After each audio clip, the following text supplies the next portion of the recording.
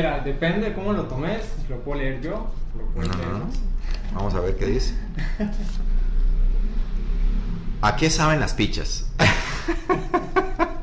Lo voy a abrir viendo para la cámara. ¿Qué se te viene a la mente? Recuerdos.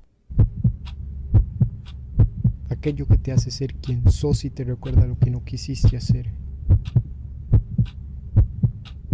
¿Qué es la mente humana sino el tesoro más valioso del ser humano?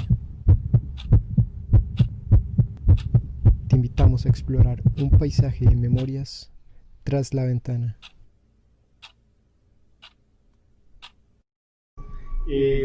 Vos cuando te despediste de Buen Día, dijiste que Buen Día era la manera de escribir su trabajo a la perfección. Cuando Buen Día era la manera como es la mejor manera en la que yo puedo describir para qué sirven los medios de comunicación. Y es el servicio. O sea, la comunicación tiene que estar en función de las personas. Entonces, si vos ves Buen Día, yo la traté de enfocar como un programa que sirviera para el bienestar y crecimiento de los seres humanos. Esa es la forma en la que yo veo la comunicación. Yo no veo la comunicación para hacerme famoso. Yo no veo la comunicación para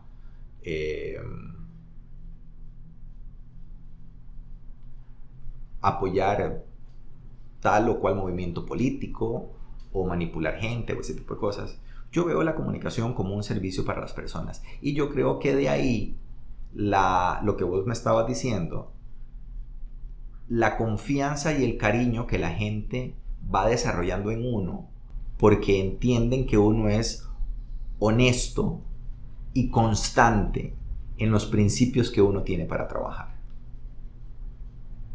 Así es como, o sea, si alguien quiere decir, ok, ¿qué es la comunicación social para Edgar Silva? Piense en Buen Día, piense en las características que Buen Día como programa tiene, para qué servía, qué ofrecía, y eso es lo que yo pienso de la Y comunicación. ayudó hace mucha gente. Mucha. ¿Se sintió como un héroe? O sea, ¿o qué, ¿qué siente ser un héroe? Bueno, yo no sé si soy si soy un héroe, pero yo sé que yo hice mucho bien. O sea, todavía hoy me llegan mensajes de gratitud de algunas personas porque alguna entrevista o alguna información que hicieron mis compañeros en Buen Día les sirvió en un momento determinado o les está sirviendo hoy, o lo que hicieron hace tiempo a propósito de Buen Día tiene su efecto hoy. Me siento bien, me siento como un héroe. Voy a adoptar tu adjetivo. Usted dice que se sentía bien, pero ¿por qué renunció? ¿A qué se debe la renuncia? Porque uno tiene derecho a aburrirse en la vida. Yo tengo derecho a decir, ya esto no me está llenando tanto como antes. Y antes de llegar a un punto en el que vos comences a ir a tu trabajo por compromiso y no por gusto, es mejor ser lo suficientemente valiente y decir, ya esto no me está llenando como antes, voy a dar otro paso en mi vida, porque yo no quiero convertirme en esa persona o en muchas de esas personas que dicen todos los domingos, qué mierda, mañana tengo que ir a bretear, qué pereza, mañana tengo que ir al trabajo, que van al trabajo a regañadientes, que van porque les pagan. Sí, el trabajo es una forma de vida, pero también es una forma pero sobre todo es una forma de realización personal. Si yo voy a un trabajo que a mí me gusta, yo voy a ser la mejor versión de mí mismo. Voy a tener excelencia, porque nadie me va a tener que motivar para hacer el trabajo que yo estoy disfrutando hacer. Yo no creo en la gente que te diga, Rainieri, vamos, vos podés. Si Rainieri no quiere y no puede, no lo hace. Y de eso está lleno el mundo. Hay un montón de gente que desafortunadamente está trabajando en cosas que no les gusta, que lo hacen por sobrevivencia, desafortunadamente. Y entonces no son buenos, no jalan la carreta de la misma forma.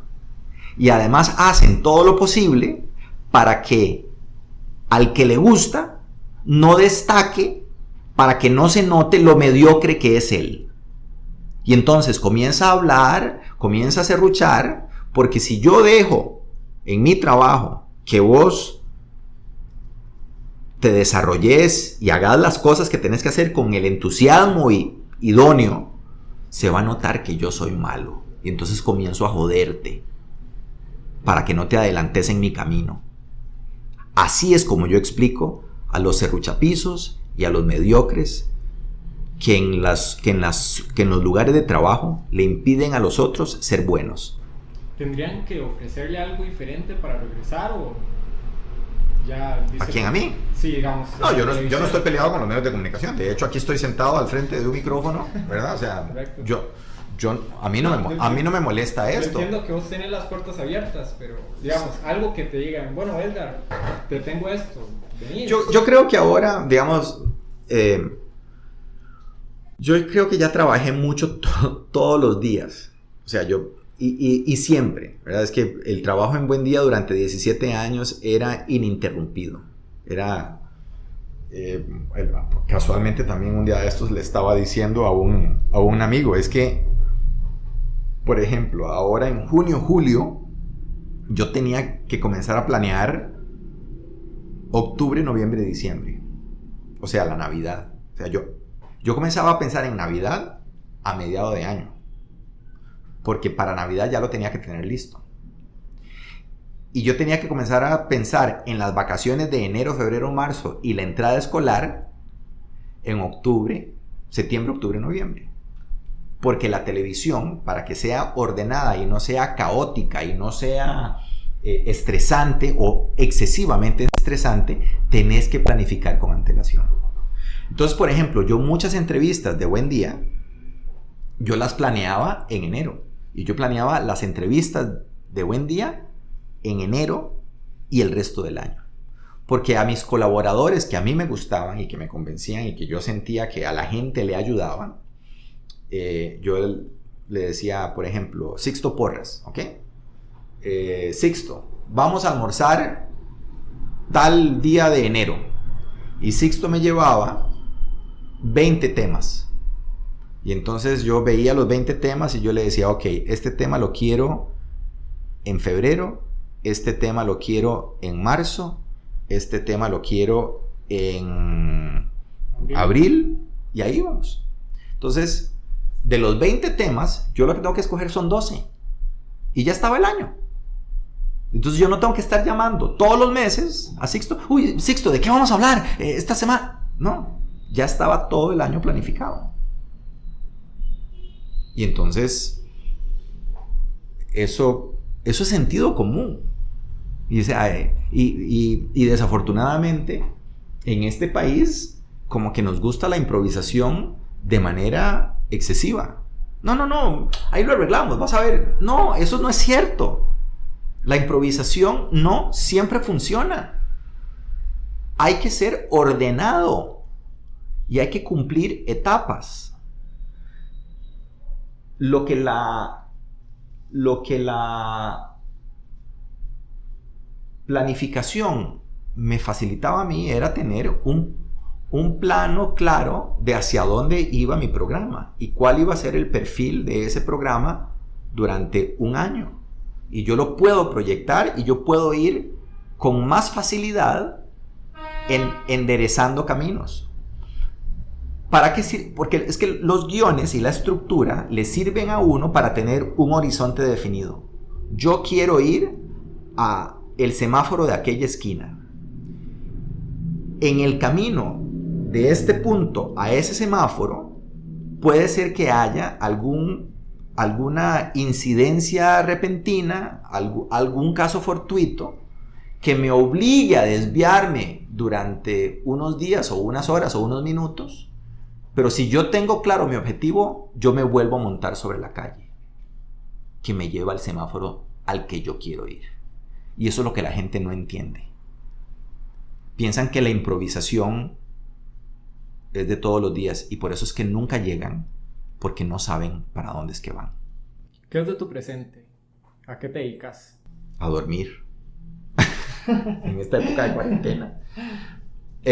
Bueno, tengo en sociedad unas fincas cafetaleras que están comenzando a producir, pero vivo mayoritariamente de servicios que yo hago a empresas y organizaciones que compran mis servicios para animar, presentar o hablar de productos. Eso es básicamente.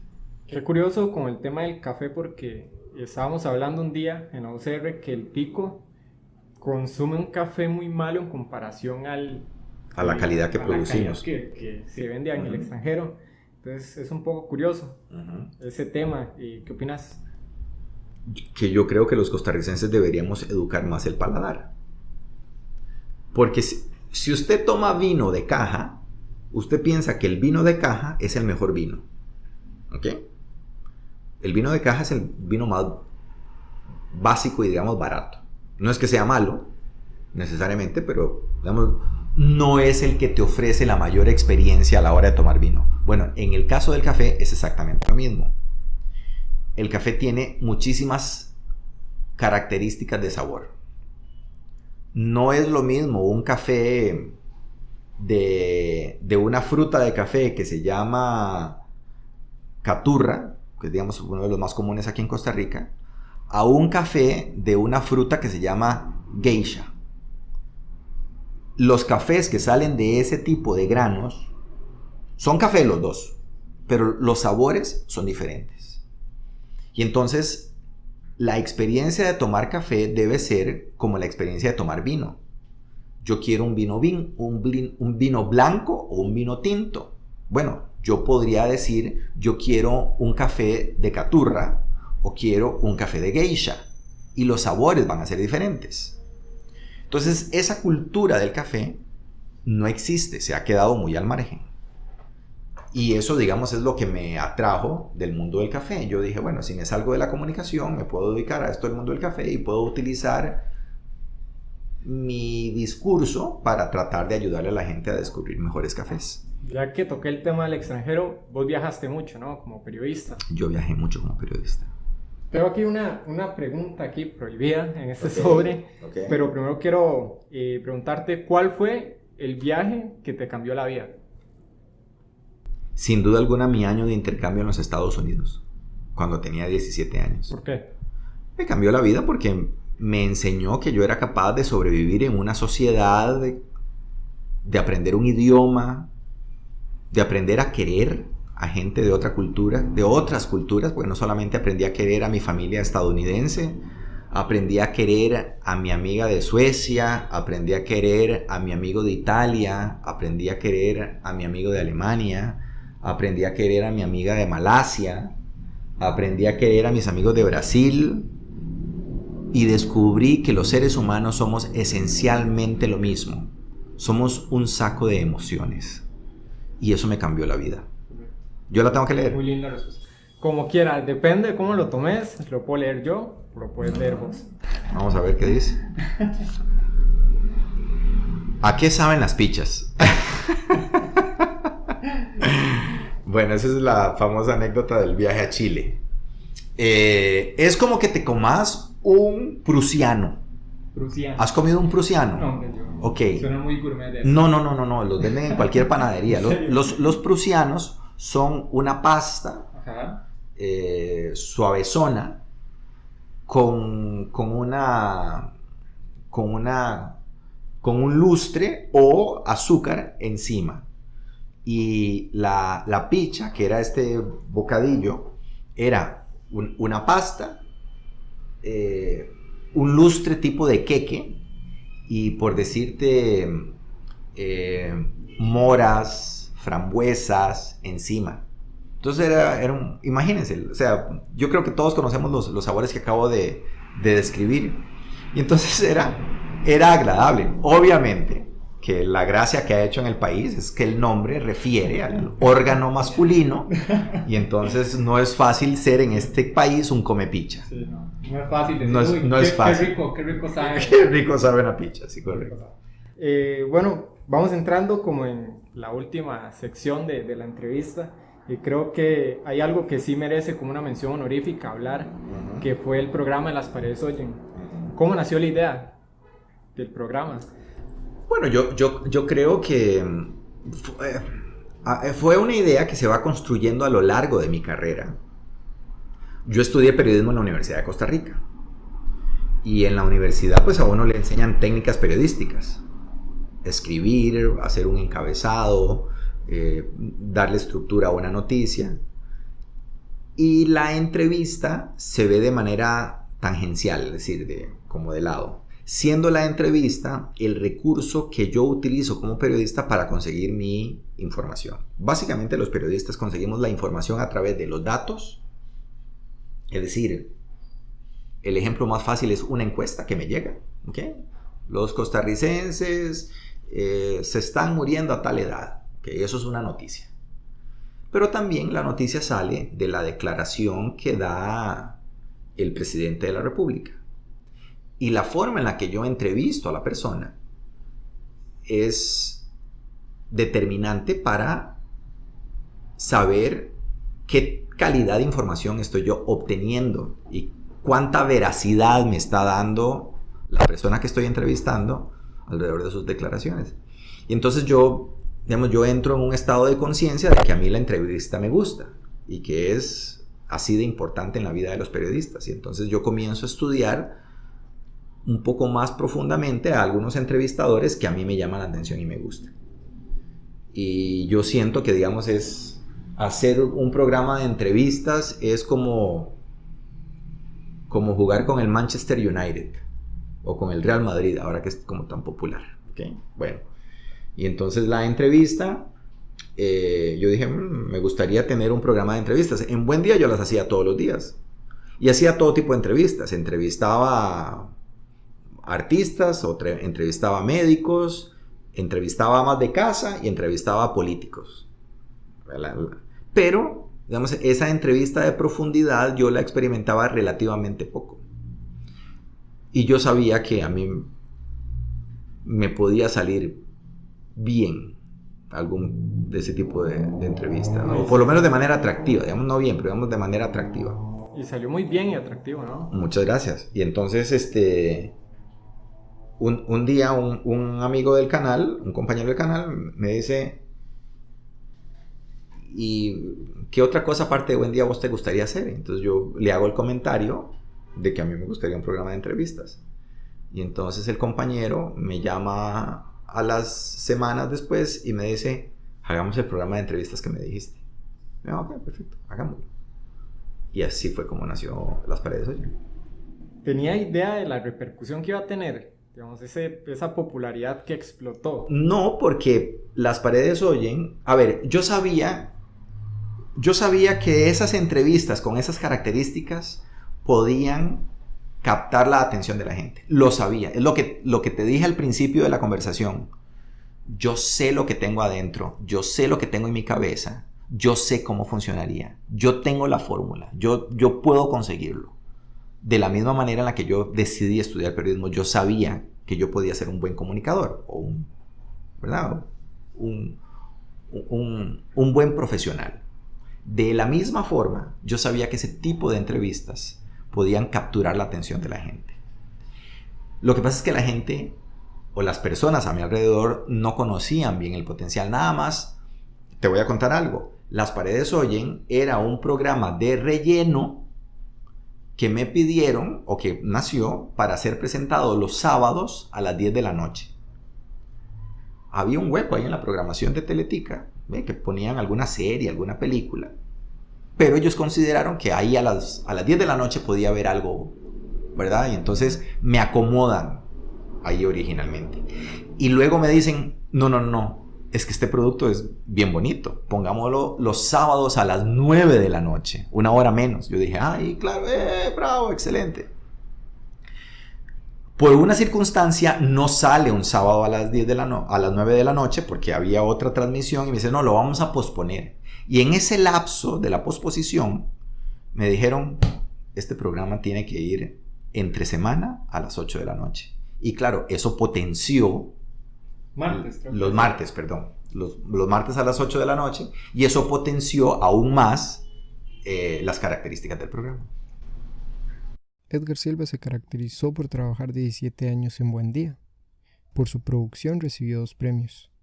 Premio Ludovico otorgado por la Conferencia Episcopal y Premio al Mejoramiento de la Calidad de Vida otorgado por la Defensoría de los Habitantes.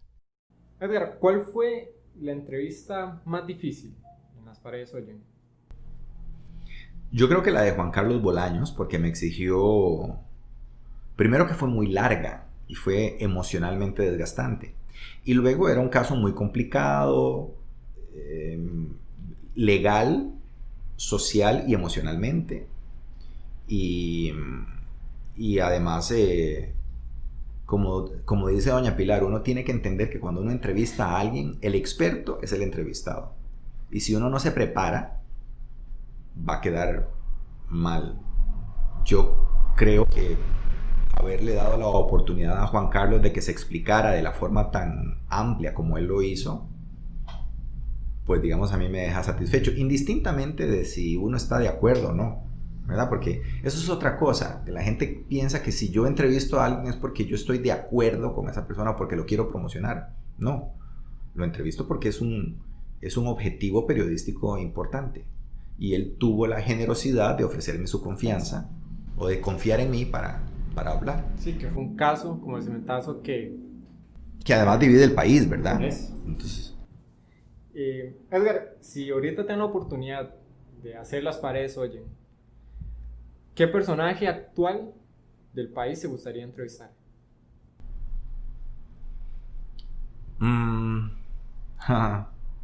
Bueno, la respuesta más fácil es Keylor, ¿verdad? Porque a Keylor le cambió muchísimo la vida. Oscar Arias. Oscar Arias, yo no lo entrevisté en las 2 temporadas anteriores porque me parecía que era, digamos, muy mediático.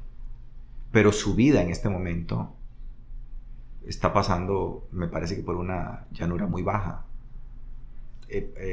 Su nivel de aceptación, ¿verdad? Es complicado. Hay gente que lo admira, pero hay una cantidad de gente que que ya no.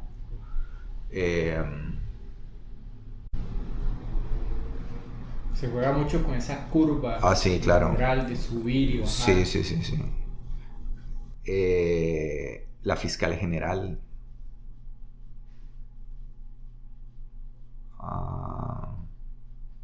Hay varios. Ya llevamos casi como mitad de temporada ya de puros personajes. Ya llevamos 3, sí. Esta pregunta que le voy a hacer se la preguntó Tavo y dije yo, me quitó la exclusiva. Saludos a Tavo, no lo conozco, pero lo admiro bastante, es un gran periodista. Es un buen periodista. Tiene momentos sí. que quedan para... Bueno, Gustavo es un buen ejemplo de esas personas que es tal cual es. Y yo creo que de ahí el éxito. O sea, vos ves a Gustavo en cámara y vos ves a Gustavo afuera y es él. Y vive tranquilo con eso. Y yo creo que por eso es que le pasan las cosas que le pasan, porque él es él, y eso es lo que llama la atención. Tavo te preguntaba de la mala fama que agarró el programa, porque la gente iba y lamentablemente daba su última entrevista. ¿Cómo lo tomó usted, digamos, por ese lado? No, en realidad más bien yo me felicito porque tuve olfato periodístico, eso que la gente llama tener sensibilidad para ver qué personajes son llamativos, pero podrían tener cierto nivel, digamos, llamativo importante. Evidentemente yo no los entrevisté pensando en que se iban a morir. O sea, sencillamente a Alberto Cañas siempre lo quise entrevistar. Lo que pasa es que don Alberto siempre me decía, es que yo no me levanto a esas horas de la mañana para ir a Buen Día. Y don Alberto tenía, o sea, él fue profesor mío en la universidad. Y entonces yo dije que es que qué rico es muy rico escuchar a este señor. Yo tuve el privilegio de escucharlo durante un semestre en la Universidad de Costa Rica. Y yo dije, yo quiero compartir eso con la gente. Y luego Pilo Obando ya estaba en una condición, digamos, delicada de salud, que era absolutamente, digamos, normal. O sea, perdón, no puedo decir normal. Estaba en una condición delicada, pero era una condición que tras una cirugía tenía una alta posibilidad de recuperación. Lo que pasa es que Pilo tuvo complicaciones postoperatorias y falleció. Y yo lo entrevisté como 2 o 3 meses antes. ¿Y te sentiste incómodo cuando en el momento en que le ofreces agua y él me dice, sí, yo no puedo tomar? Sí, me sorprende, pero también me reconozco que acabo de hacer de manera natural una pregunta que mucha gente hubiera hecho y que describía muy bien la condición delicada en la que él estaba. Si él tomaba agua, era contraproducente. Imagínate qué es no poder hacer esto. Este poquitito. Imagínate que eso cambia la vida. no para todos el agua era vida? Y uno lo toma, y uno lo da por sentado, ¿verdad? O sea, tomo agua cuando tengo sed. Él no podía tomar agua. Eso, correcto. Él no lo podía hacer. Voy a cerrar con una pregunta para finalizar la entrevista y luego una sorpresa y que... Esa pregunta yo se la hice a usted cuando me fracturé la mano y llegué a la Universidad de Costa Rica. Ajá. Y vos hiciste demasiadas cosas en televisión que te cambió la vida. Entonces, te repito la pregunta. ¿Le debe más Edgar Silva a la televisión o la televisión a la vida de Edgar Silva? No, la respuesta es fácil. Yo le debo mucho a la televisión. Porque no solamente me permitió un vivir de eso. Te puedo decir que a mí me pagaron por hacer algo que me gustaba. Hasta que me aburrí, pero digamos, me pagaron por hacer algo que me gustaba y que lo hacía y que siempre lo he hecho con mucho gusto. Entonces eso es un privilegio. Poder pensar en temas que le ayuden a las personas, a mí me hizo muy feliz. La historia dirá, o el epitafio dirá, cuál ha sido mi impacto en la sociedad. De momento, digamos, estoy contento porque la gente es tremendamente agradecida por lo que te decía antes. Todavía hay hoy temas que yo desarrollé en Buen Día que todavía impactan en la vida de las personas. Eso me tiene muy contento. Bueno, para finalizar, tras la ventana tenemos un recuerdo. Entonces, ¿qué piensas que es? No sé, quiero que ahí... ¿De cuál ventana? De acá.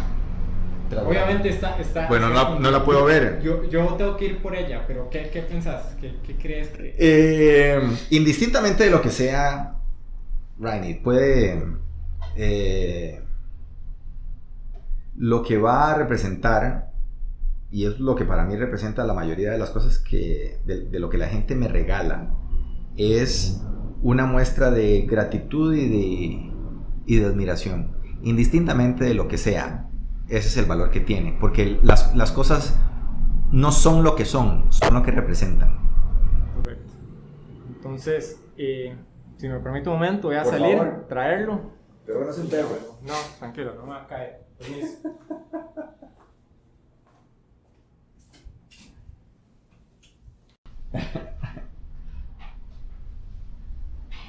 Y no me fijé que era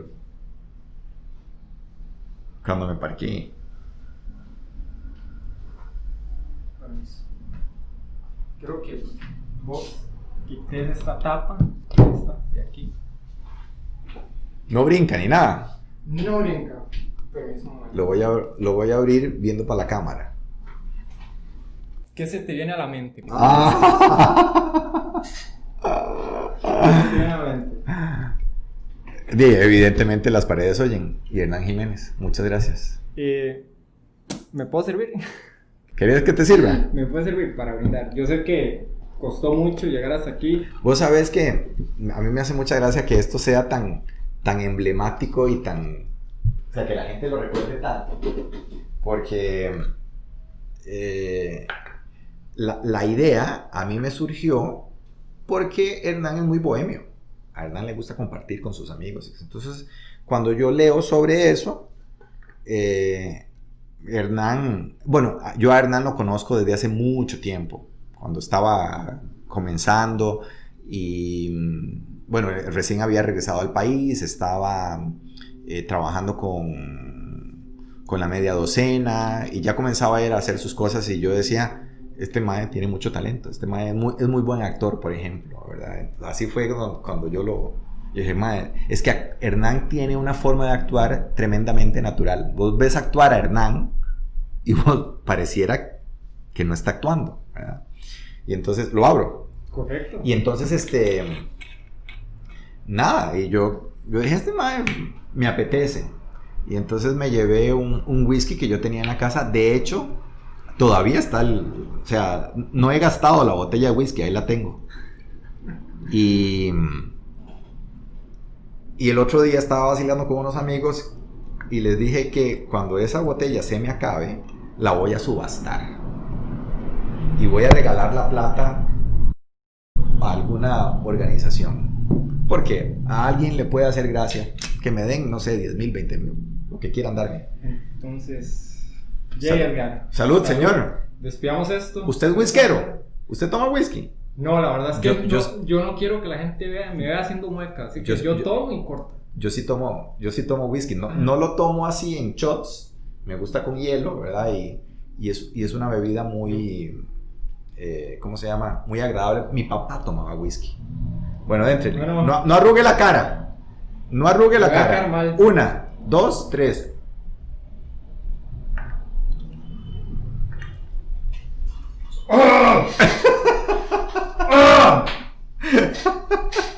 Es un placer, a ver. Yo no soy para nada tomador, don Edgar. No, yo Para tampoco. Nada. Soy malo. Entonces, fue un placer, Edgar. Gracias. Tenerlo acá, perdón a la gente ahí. Sí. Yo es que no, yo esta hora no. Quería presumir. La culpa es suya, ¿para qué se pone a jugar el macho? Quería presumir El shot. Quería presumir el hecho de que compartí un shot de whisky. haciendo honor, así que mamá, Está bueno. muchísimas gracias ahí por... Con mucho gusto. Muchas gracias.